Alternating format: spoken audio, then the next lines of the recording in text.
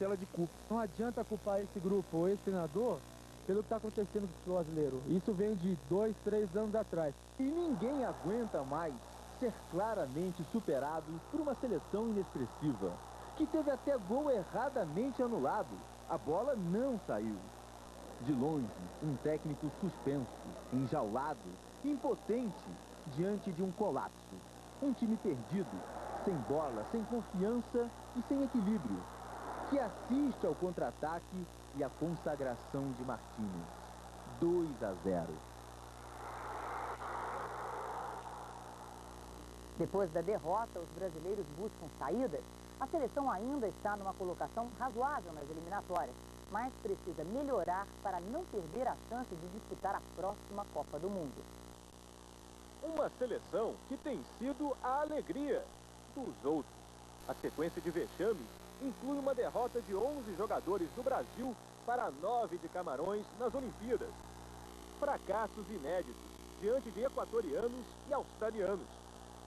Perder para Honduras, né, não tem sentido. Coreia do Sul, Equador, tá humilhante. Todo mundo sabe que o problema do futebol brasileiro é a organização. Tem até tristeza de ser brasileiro. No futebol. Nem em casa, o Brasil confirma o favoritismo. Há 3 meses, os peruanos comemoraram um empate em São Paulo.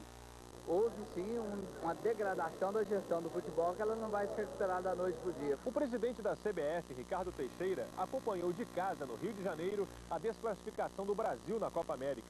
Ele não quis fazer nenhum comentário sobre o desempenho do time. A próxima tarefa da seleção é difícil. Evitar que aconteça o maior de todos os vexames. O Brasil ficar pela primeira vez na história de fora de uma Copa do Mundo. Nesse momento, eu não me arrisco a dizer mais nada. Vai melhorar? Não sei. Até agora, nas eliminatórias, o Brasil teve 3 técnicos e 53 jogadores entraram em campo para defender a seleção. A Argentina, líder da competição, usou apenas 23 atletas. Manteve a base e com um só técnico. Tem 11 pontos de vantagem para o Brasil, 4º colocado. Faltam 22 dias para o jogo contra o Paraguai. Tempo para ajeitar a casa e tomar o caminho certo. Mas são de briga, eles são de homem, eles são de se arrebentar num campo para ganhar. E é isso que o Filipão tem que cobrar dessa gente. Saiu de uma Copa América, eu acho que vai dar mais forças ao Filipão para ele observar. E nós temos potencial para melhorar. E o Filipão, eu tenho certeza que ele vai dar a volta por cima. Antes de enfrentar o Paraguai, a seleção pretende fazer um amistoso no dia 9. O problema é arrumar adversário. Até agora, Jamaica e Costa Rica se recusaram a enfrentar o Brasil. Pela direita, Pérez avança e passa a bola entre as pernas de Cris. Sem marcação, Martinez toca na saída de Marcos. Final, Brasil eliminado 0, Honduras classificado para as semifinais 2.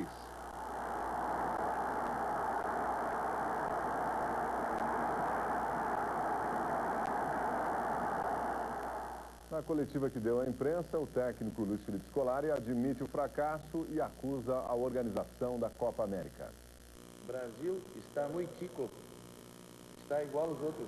Se antes de enfrentar Honduras, o pequeno Brasil estava igual aos outros, depois de mais uma derrota, Filipão sabe muito bem que entrou para a história.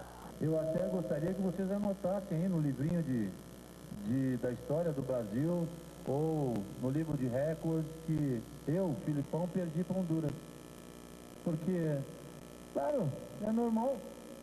Ninguém vai esquecer que perdeu para Honduras.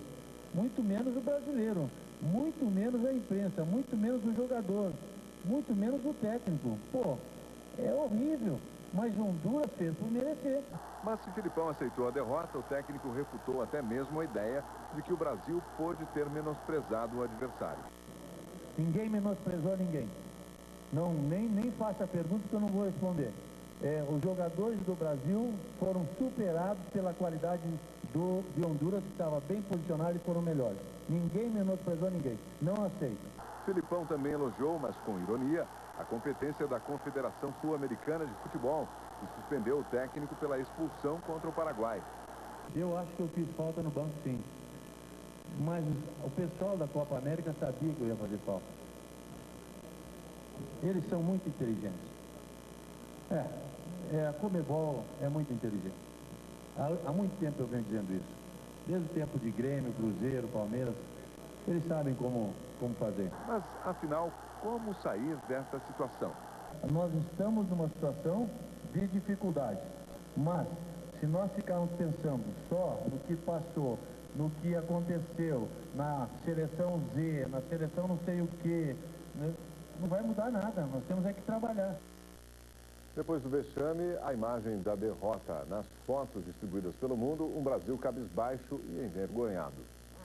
Em desespero, o lateral Belete põe as mãos na cabeça.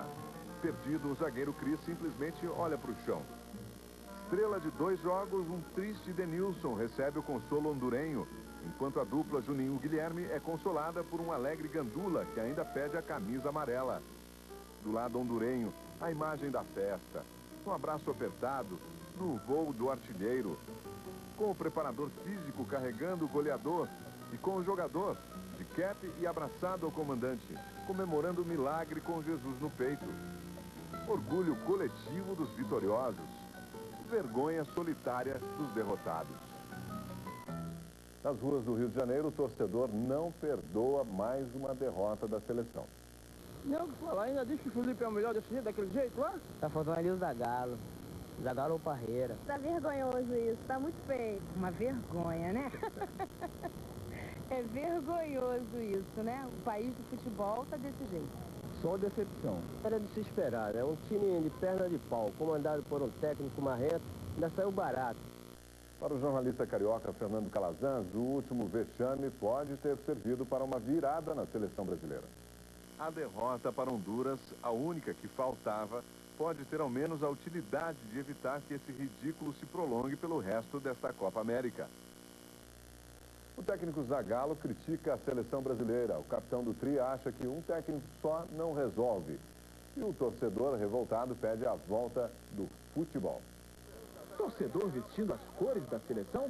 Só se for para espantar o frio. Não tinha outro em botão, eu botei esse amarelo e verde aqui, que é sempre a esperança. O brasileiro se acha craque de bola, filho legítimo do país do futebol. E assim, os seguidos vexames da seleção doem ainda mais.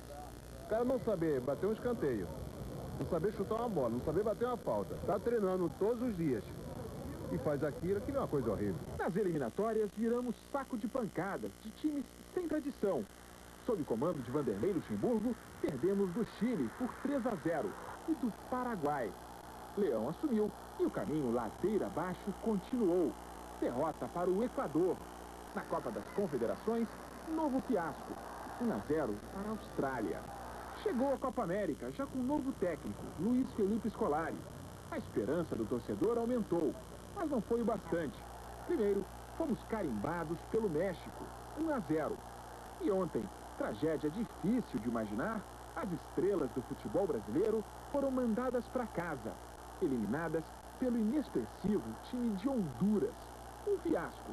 Resta ao torcedor o sentimento de revolta, de humilhação.